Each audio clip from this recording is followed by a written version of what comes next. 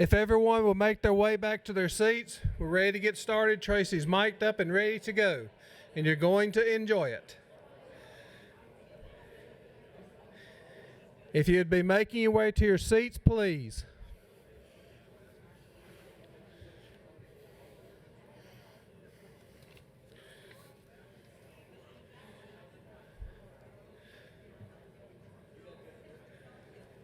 If you could please go ahead and make your way to your seats. Can I ease my way in there? That's right. Maybe I won't knock it over in the next 2 minutes. See what else I can stick in here. Don't need that. Got a pen? Don't need that. Can't lose that. When it's pink, nobody else will claim one. All right, I'm good. Okay. Well, folks, we're ready to get back underway again, and it's my privilege, as always, to get to introduce Tracy Hunt.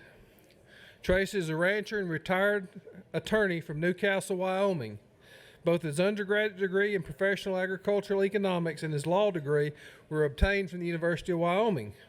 He engaged in the general practice of law for 35 years, and that's where my son's headed this fall, actually. Oh, I'm sorry to hear. Yeah. But at the University of Georgia. So until his retirement in 2020. During Tracy's professional career, he was active in various elected public service positions. He was also appointed by the governor of Wyoming to serve a 6-year term on the highly contentious Wyoming Game and Fish Commission. Tracy is the foremost expert, in my opinion, on the Global Roundtable for Sustainable Beef, not our friend. He has worked on repeatedly with his wife Donna in efforts to oppose mandatory traceability in Wyoming producers during her service on the Wyoming Livestock Board. Their son Hans is the youngest person ever elected to the Wyoming legislature. Following his time in the Wyoming House of Representatives, he served as an agricultural policy advisor for U.S. Senator Cynthia Lummis. Upon the re-election of President Donald J. Trump, Hans was appointed as a liaison between the USDA and Congress, so we do have a friend up there. The family owns M.W. Ranch, a cow-calf operation in the Black Hills of Wyoming and South Dakota, and every time I see Tracy's presentation, I learn something else. Please welcome Tracy Hunt. Thank you, George. Thank you. Okay. So, how is everybody? Did you have a great year? Since last year? We had a big year. Last Christmas, I got, for Christmas I got Parkinson's disease. And, it didn't work out just like that. I guess I was diagnosed at Christmas time. And I had some people ask me, how'd you know that you had Parkinson's disease? I said, well, I went to the doctor. They said, why did you go to the doctor? I said, well, I was out counting cows. And, you can't count cows with your hands in your pocket. Now, I don't know why that is exactly, but you can't do it. It cannot be done. There's something about pointing at a cow that lets you keep track of it, and they don't move different, but you point at them. And so we were counting some cows through the gate, and there was a guy with me. I said, what'd you get? He said, I got 217. And the other guy was there, and I said, what'd you get? He said, I got 219. And they said, what'd you get? I said, I got 6,427 cows. So he said, I got to get that looked at. So anyway, and there's some other benefits, a lot of benefits really. One of them is they're doing a new James Bond movie, and I'm a candidate for the James Bond character, and they rotate those out, and where I really shined was in the audition when they did the shaken, not stirred martini. But there's some downsides too. My wife won't let me stand in the gate with a rattle paddle. So, but anyway, it's good to be back. And I really appreciate your having me back again. There's so much to talk about. This year, I had a choice of some different issues that I think they're all important, but this one was getting a lot of discussion. And you know, before I forget, and I want to make sure I recognize this, Carrie Stadheim has demonstrated herself to be the most important ag journalist that I know of. And once again, by her coverage of this particular issue, I think we should give her a round of applause.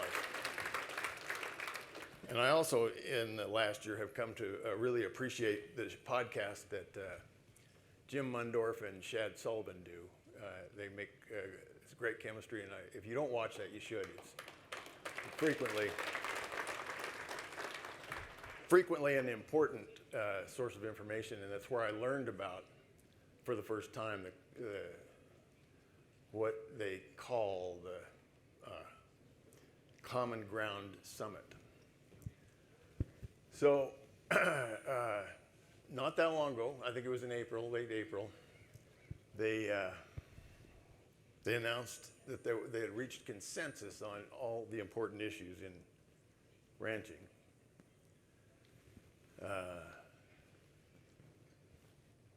The vision of the Common Ground Summit was to unite the livestock industry in preserving America's ag land for future generations while strengthening and expanding the livestock producers who rely on it to feed the world. Now, I'm not sold on their grammar here. They want to expand the livestock producers. Maybe. But this is important. When you want to know when something isn't right, read their mission statement, read their vision statement. If it leaves you totally empty when you're done, when they talk a lot and they say nothing, that's a good time to pay attention, because they're not going to be telling you the truth. So the Common Ground Summit was, I guess I got to deal down here. Common Ground Summit was the work product of essentially the Montana Stock Growers Association, which is an NCBA affiliate, and the Livestock Marketing Association. Early in December of 2023, the Montana Stock Growers Association adopted a formal policy. Does this have a laser on it?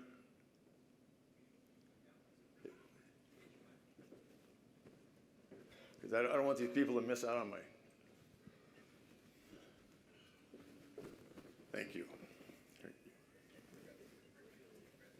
Thank you. There, that's what, I don't know if there, you can see it. So somewhere over in here,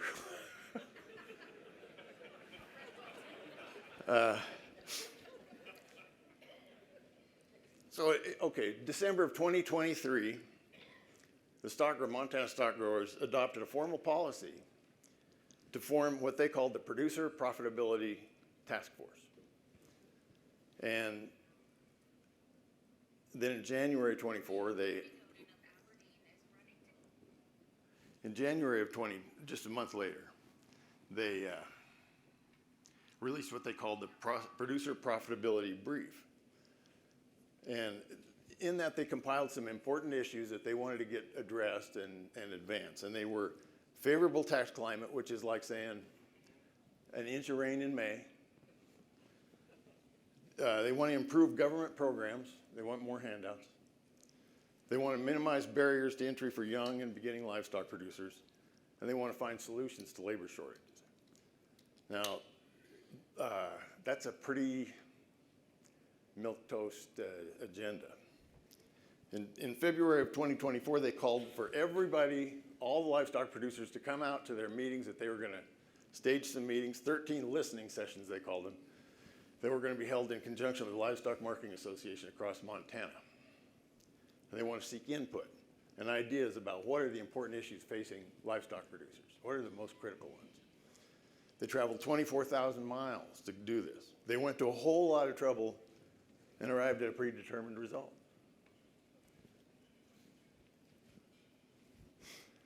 The unprecedented consensus that they reached on 6 and not 5, as sometimes reported, is 6, not 5. I'll tell you why that matters later. Comprehensive policy priorities. One of them was ag-friendly tax policy. Who wouldn't like that? Risk management tools, they want more, something more like crop insurance. They want access to labor. They want to be able to bring people in here from out of country, and with whatever problems that attach it to. I mean, it'd be nice to be able to do that, but packers are going to benefit from that mostly. They want to, and this one certainly made sense to me, also like the tag-friendly tax policy. They wanted flexibility for livestock haulers, and you know the pending rule on, you know, so many hours in the cab and unload the cattle, and something that made more sense. They want to support young and emerging producers. They want to do innovation and sustainability. They want to champion technologies that program and enhance livestock production, efficiency, and sustainability. Now, somebody said, no, what that? That's another way you know there's lying to you, okay? One of the ground rules of these 13 meetings was they prohibited dissent. For instance, if you were going to come in there and say, I think what we need is country of origin labeling. It's killing us. They'd say, well, you know, that's kind of contentious. And we don't really want to talk about anything contentious. What we want is 100% consensus, not contention. So at the end of the deal, they prohibited dissent of any kind. Country of origin labeling, RFID ear tags, checkoff reform. You couldn't talk about that in those 13 meetings. But at the end of those 13 meetings, they claimed that they had unified the industry behind these 6 points. Here's the at the time, like a lady in waiting or something at the Montana Stock Growers, first vice president, you know, they got chairs that they go through. And she called for industry unity. And she said it's easy to get lost. One of the things that she said, in addition to nothing, essentially, is it's easy to get lost in the weeds on industry-specific issues like country of origin labeling or international trade. So let's just not talk about that, shall we? The LMA appointed, they went through a two-step process, okay? The first thing was that they went out at these 13 meetings and they collected all this input that was predetermined. Then they assembled this Common Ground Summit group, which consisted of 40 different producers from across the country. Coincidentally, about 99% of them were NCBA members. They were appointed by the LM Livestock Marketing Association, which, by the way, is an interesting organization. It's another thing I learned from Jim Mundor. It's a nonprofit. It's a 501c6. It's a nonprofit. They got $42 million cash in the bank net. Their CEO makes $1.8 million a year. And the field guy that comes around to the sale barns in our area makes almost $400 grand a year.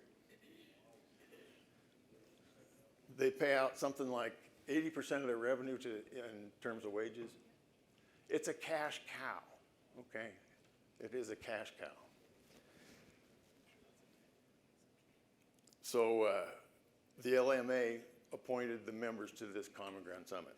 So you ask yourself, what's in it for the Livestock Marketing Association? Good question. So let me give you the example of the Black Hills here. We have 2 sale barns in the hills, one at St. Ange, one at Belfouche. And for the purposes of, let's say the 1,000 producers, I don't know how many there are. That's a ballpark. 1,000 producers in a 200-mile radius. Those guys are equidistant from each other. There's no particular advantage to go in one sale barn or the other. The Livestock Marketing Association has to be a double agent. The sale barn is a double agent. That is to say, they want to get the seller the best price, and they want to get the buyer the cheapest cattle. And they got to do both those things. And they got to keep everybody happy at the end of the day. There are thousands of producers still, despite the trend. Thousands of producers, but there's four buyers when you get right down to it. And the increasing amount of concentration and the vertical integration that's occurring, where those packers have more and more and more influence over feeders. There are 4. So now, it would not take very long if what was to happen was that the buyers just went over to Belle Fourche and ignored St. Ange. Before St. Ange, no one would be taking their cattle to St. Ange because they couldn't find a buyer. So those guys, the packers, have LMA bent over a stump. And there's no doubt about that. And they can crush, wherever you are, you have very likely, you have the choice of a couple different sale barns that are about the same cost to you to service. All they got to do is push the button on either one of them, and they are out of business. So the LMA, what's the LMA's role in this?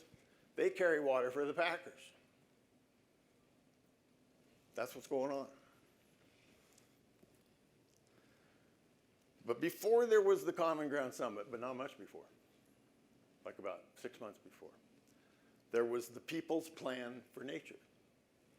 The People's Plan for Nature was the work product of the World Wildlife Fund and two other environmental groups in the United Kingdom. March of 2023. So this happened in March of 23. The Common Ground Summit was conceived and facilitated in December of 2023. Just a few months difference. So at the People's Plan for Nature, they hired 3 different firms, they were British firms, to come in and facilitate this process. And what they did was they went out in a 2-step process, not exactly, but very, very similar to what LMA and Montana stock growers did. You go out to the public and in a call for input. And in the second phase, you appoint a body to come in and deliberate what your answer is, what the answer will be. What are your recommendations? Almost, very similar, 2-step program. One of the companies that was instrumental in putting that together was one called Involve, where they are building a public mandate for a People's Plan for Nature. It's not like they're going out, same as the Common Ground Summit. It's not like they're going out to collect input and see what the people have to say. It's that they have stacked the deck, predetermined the result, and now they need to somehow make it look or appear, give the illusion of fairness and democracy, essentially. The People's Assembly for Nature, part of the People's Plan for Nature. Okay, there's a term called sortition, which actually is honorable, in the same manner that the term sustainability was honorable. Sortition is a democratic process that has been used to impanel a body to analyze an issue and arrive at a conclusion. The best example of that is a jury trial. And the hallmark of true sortition is a random process for the draw. So randomly, people are selected, drawn in, impaneled. Evidence is presented by experts, and then a decision is reached. But the way that this is different from a jury trial is that a jury trial is an adversarial proceeding. Okay, so you have 2 sides. Each side comes in and presents their evidence, usually almost necessarily conflicting evidence, maybe even directly opposite. And then the people listen to that, they hear the expert testimony, they arrive at a decision, a unanimous verdict. That's true sortition. They call this sortition, but there's nothing about it that's not predetermined. The issue is predetermined, the input is predetermined, the experts are predetermined, and no dissent is allowed. Now that's the People's Plan for Nature, that's it, Common Ground Summit. Like sustainability, its use here is a perversion of the language. It's the illusion of fairness. So you got to put some of these slides in here to remind me of where I'm at, not necessarily for your benefit. There's one of the other firms that was involved in putting together the People's Plan for Nature was the Sortition Foundation. And what these guys do is they say, look, given your circumstances, how are we going to go about impaneling a body to deliberate this issue and make it look like this is random? That's what we're here for, to make this appear to be random. And so what the People's Plan for Nature did was they sent out a call to 33,000 people at random, sort of at random, not really, but at random.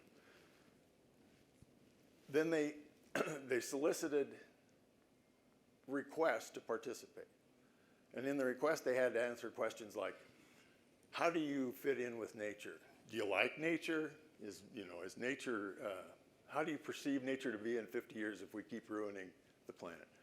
Questions like that. So based on their answers, based on their racial makeup, based on their demographics, based on their sex, their location within the UK, they sort of randomized these 277 people that responded to the 33,000 requests, picked out 100 of them, paid their way, and for 4 different weekends, they deliberated these issues after being exposed to the experts that the World Wildlife Fund provided. Now you can imagine the result. So together we can transform politics and make democracy fit for the 21st century, because it isn't working now, apparently. And we'd like to call it democracy, but we don't really want to run the risk of people actually voting contrary. So this is a page from and there's a lot of paperwork on the People's Plan for Nature. And here they talk about the 2 phases. The first phase is, the first phase is the National Convention, conversation, where the call for input. Same as the Common Ground, where the Common Ground went up to 13 different meetings, 24,000 miles, all across Montana. And actually some other places in the country too. Collected this input based on 5 points that they put out, no dissent. That was the national conversation. And the second phase was impanel a body called the People's Assembly for Nature to deliberate. So here's the actual verbiage. The first phase was a national conversation, an open call to the public on their hopes for nature and their examples that they've seen of people working together to protect and restore it. This fed into a second phase, the UK's first nationwide citizen assembly on nature, the People's Assembly for Nature, made up of 100 strangers, all walks of life. So when the Common Ground Summit was announced and their verdict was announced, I'm getting ahead of myself. What they did, here's how they did it, okay? They went out and collected I guess I mentioned this, they collected the input on these predetermined questions. LMA appointed the second phase. And then they came out with just heroic language about reaching consensus, 100% consensus. The propaganda that was released in the Common Ground Summit and the World Wildlife Fund's People's Plan for Nature was almost identical, almost identical. They were addressing an urgent threat, a sense of emergency. It was a historic step, a watershed moment, a first of its kind, a pivotal industry event, industry breakthrough. Those are the words that they used. And at least in theme, identical to the World Wildlife Fund. These weren't just any people that came to this Common Ground Summit or the People's Plan for Nature. They were common folks. They were common folks. They were just ranchers, just plain old producers, just like you and me.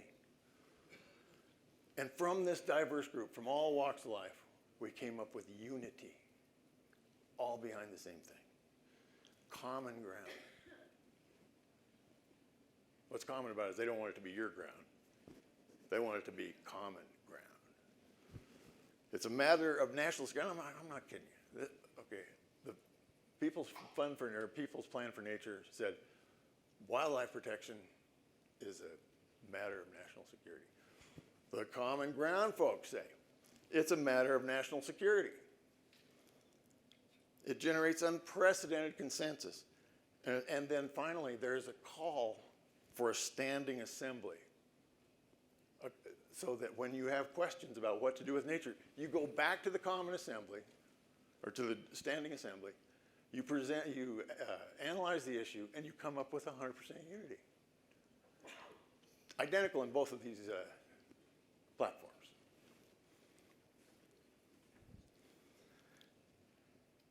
The third group that they hired to do the People's Plan for Nature was called the New Citizen Project. And this was a quote from one of their one of their web pages. As citizens, people actually shape the options, what the options are, and are appropriate, and where appropriate, even make the decisions rather than simply choosing who decides for them. So your elected official be damned. This is how you're supposed to do it. And it's probably not right unless you go through these channels. So one thing this New Citizen Project calls this process is rapid democracy. How to make decisions with people, not for them.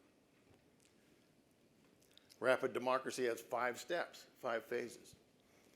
The first one is input. This is where ideas are invited over here. Whoop. Ideas are invited and encouraged from everyone with a stake in the decision. And I guess that's everybody in nature. And I guess that's everybody in the beef business, because everybody eats beef, right? The second phase is a deep deliberation by a small demographically representative group. Same deal both times.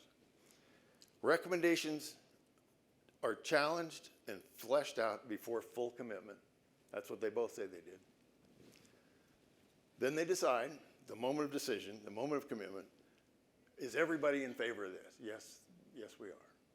And they will tell you, you can read, they'll tell you, at the Common Ground Summit, the 40 people that were involved there, the rule of the game was, we have to have 100% consensus or we will not move forward. 100% consensus.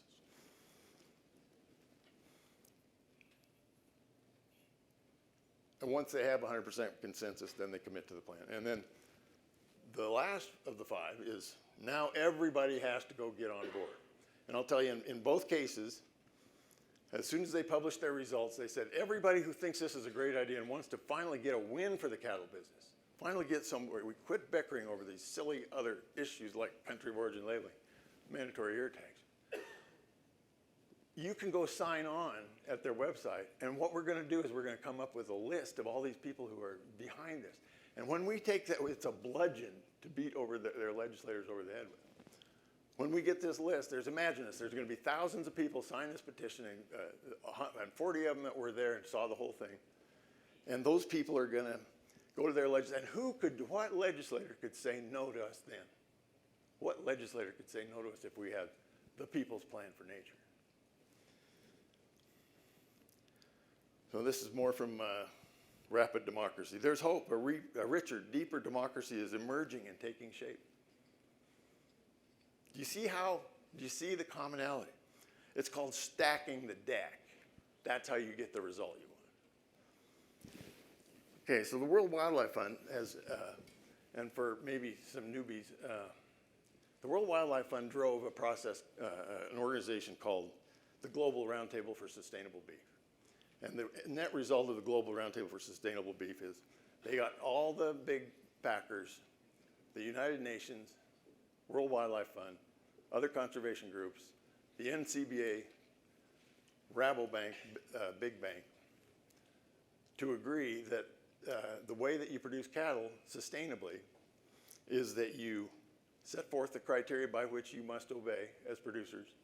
You hire a third-party verifier, and the third-party verifier takes a checklist given to them by the packers. And the third-party verifier checks to make sure that you're in compliance with those criteria. And if so, then you get a certification. And with that certification, you can now market your cattle to those 4 packers. And oh, by the way, mandatory ear tag. And they tie that ear tag to that checklist, to that certification. So they have, the World Wildlife Fund is not above influencing government policy. They go out of their way to influence government policy. And they have particular issues that they are more deeply involved with than others. One of them happens to be the Farm Bill. And you can read lots and lots of pamphlets. They were involved in the 2018 Farm Bill, and they were involved in the 2019 revision of the Farm Bill, and they were involved in the 2023 attempt at a Farm Bill, and now they're involved in the 2024 Farm Bill, and now they're involved in the 2025 attempt to generate a Farm Bill. This was the cover off of their paper on the 2018 Farm Bill. So, Montana stock growers, just a coincidence, right? It's got to be. The Montana stock growers and the World Wildlife Fund are joined at the hip, and more so than any other state organization that I can see. And their history goes back deep. You may have seen this one in some previous presentation I put on. They did regional sustainability workshops back in 2013, and it was funded by your tax dollars, your beef checkoff money, and the World Wildlife Fund in partnership. First meeting was in Billings, Montana.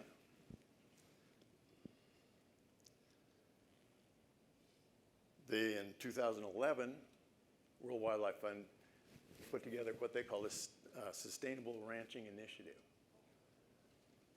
The Sustainable Ranching Initiative in the past year has been a big one for World Wildlife Fund Sustainable Ranching Initiative. In Montana, we began a sustainable beef pilot to test sustainability framework developed by the U.S. Roundtable for Sustainable Beef and increase supply chain traceability. Both Montana stock growers and World Wildlife Fund have as a cornerstone mandatory ear tags and traceability. In 2024, the World Wildlife Fund had their first ever Sustainable Ranching Initiative gathering. And I wish I had more time, because they had these people come in, and this is in Billings, Montana. They said, just pick 6 words that describe your relationship to the land. And one says, esoteric, loving, teacher, sustainable. I like that, 6 words. At the World Wildlife Fund's first ever Sustainable Ranching Initiative, one of the people in attendance was then President John Grand of the Montana Stock Growers, who is quoted as saying, "We probably have more in common with the World Wildlife Fund than we do with the Grain Growers Association." And keep in mind, the World Wildlife Fund's goal is to put an end to cattle ranching. It's to first reduce, then quit eating beef. But John Grand's got more in common with those guys than the people who raise grain. This was in 2025, also in May. The Montana Stock Growers Foundation hosts Raising the Stakes Environmental Stewardship Award, sponsored by World Wildlife Fund. Not to be lost in the mix, the Global Roundtable for Sustainable Beef has now as one of its 3 main goals, is nature positive production. So Global Roundtable Sustainable Beef equals nature. World Wildlife Fund equals nature. Montana Stock Growers equals World Wildlife Fund equals Global Roundtable for Sustainable Beef. And by just pure algebra, they're all equivalent concepts. So Turk Stovall, I don't know if anybody knows this guy. This guy is more difficult for me to watch than Jason Clay, if you can imagine. And there's tons of it. This guy loves to hear himself talk. And he will rattle on for however much time you give him and say absolutely nothing. So one of the ground rules at both the Common Ground Summit and the People's Plan for Nature is that a facilitator directs the conversation. The facilitator tells them, what direction they need to go, and they put it all up on a white paper, and they distill all that out. Well, he was the facilitator at the Common Ground Summit. And he says he's got cows and he's got a feedlot. He's got the biggest feedlot in Montana, he says. He's right out of Billings. Which, by the way, you know, this guy, on his way to ballet lessons, this guy's got to drive by the RCAF office every Wednesday night. And do you think he ever stopped and said, hey, Bill, you want to come to the Common Ground Summit? You want to send somebody to the Common Ground? No, RCAF was not invited, okay?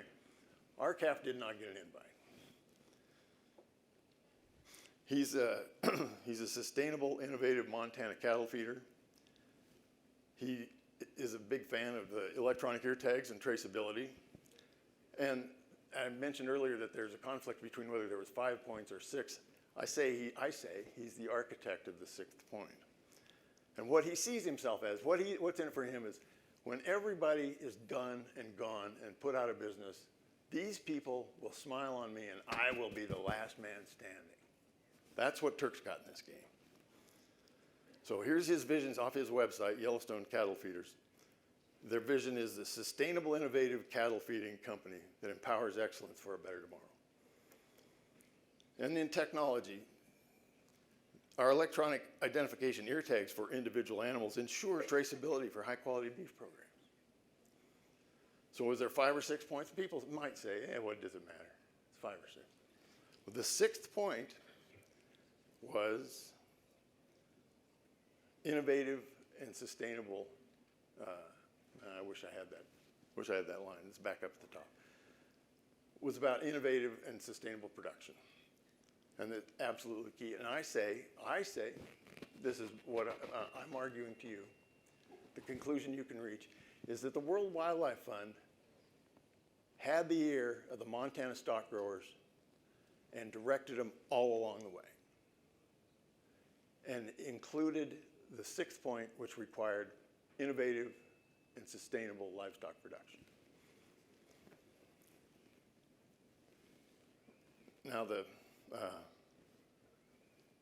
I'll get to that. The way I reached that conclusion is something I'll talk about here in a second. Okay, the World Economic Forum. Alex talked about him last night. We've talked about him before. Global think tank. The essence of evil.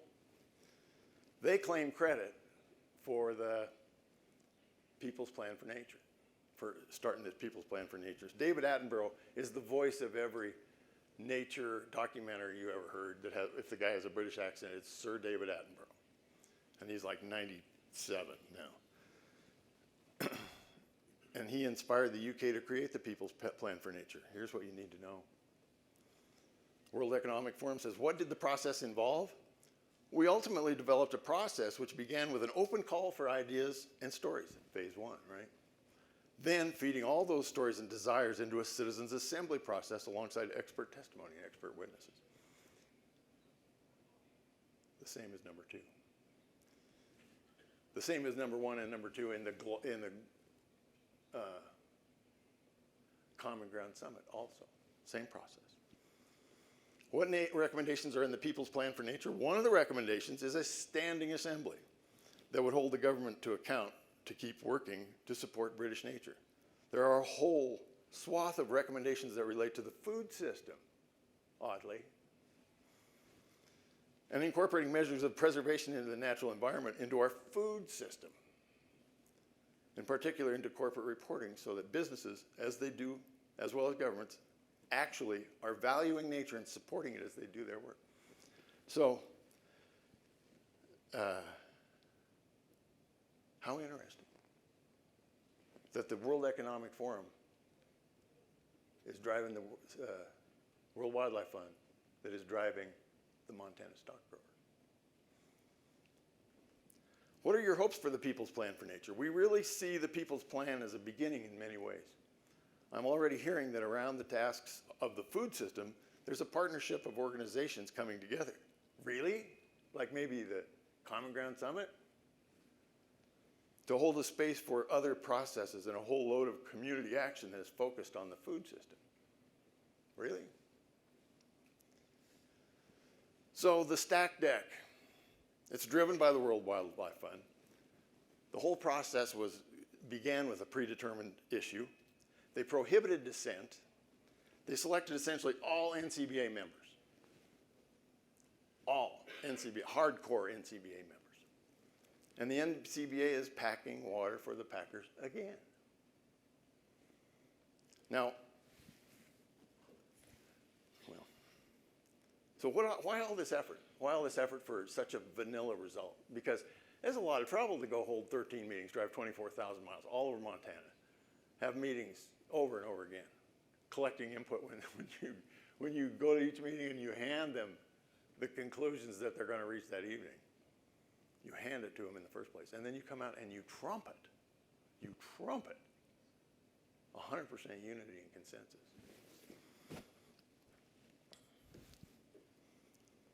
I guess the reason you do that is so that you can deceive producers.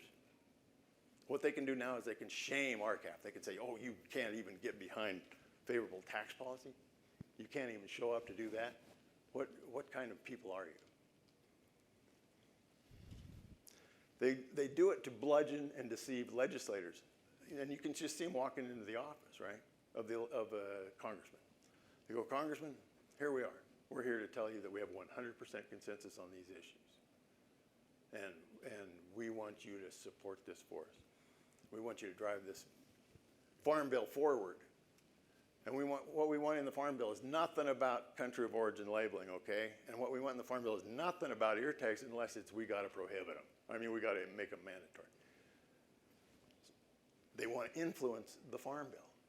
And Turk Stovall says, we got to strike while the iron is hot. What he means is, we got to get this done, and we got to get to Washington, D.C., and we got to get hold of our congressman, and we got to tell them that this is what we want, which is nothing of substance. And we got to do that now. We want this now. And also what they want to do with the standing assembly idea is they want to be able to come back next year. And once they've, okay, so they go into the legislator, the congressman's office, they have the meeting, they go home, the congressman goes, well, I don't know who else has got an opinion on this, this way or that way. Okay, I'll support it. And then the next year when the Common Ground Summit folks come back from their standing assembly, they say, Congressman, remember how this did not bite you on the ass last year when we were in here? And we told you what you needed to do. Remember how that didn't hurt you? Well, we've got another ask. The ask this time is delete any reference to mandatory country of origin labeling. Nobody wants that. It's all stupid. Why do you want to start the fight? Just don't even talk about it. So with the standing assembly, they want to come back year after year after year and tell whatever lie they think they can sell in that time frame. So I put this together. I don't have what a lawyer would call direct. There's two kinds of evidence. There's direct evidence, there's circumstantial evidence. Direct evidence is, you saw it happen, or, it happened right in front of you. Circumstantial evidence is that you construct your conclusions based on the circumstances. Okay, so nothing wrong with circumstantial evidence. And let me give you an example. You go to bed on a cold night in December. The sky's clear, the ground is bare. You look out your picture window. It's a beautiful evening. You wake up in the morning, you go to the door, you open the door, you step outside, and there's a foot of snow on the ground. Did it snow? Well, you didn't see it. You don't have any direct evidence of it. But you got some pretty strong circumstantial evidence that it snowed last night. Because unless somebody wants to tell me some other way that my whole ranch is covered in a foot of snow, I'm going to conclude from that it snowed last night. That's the same way with this evidence here, to me. I mean, you have World Wildlife Fund has infiltrated the Montana stock growers and leads them by the nose. Montana stock growers drove this agenda forward. Montana stock growers enlisted the help of the Livestock Marketing Association. They come up with a conclusion that is contrary to the interest of producers again. So circumstantially only, and in my opinion, I've told you what I think happened with the Common Ground Summit. So I'd take questions or I'd just get out of your hair.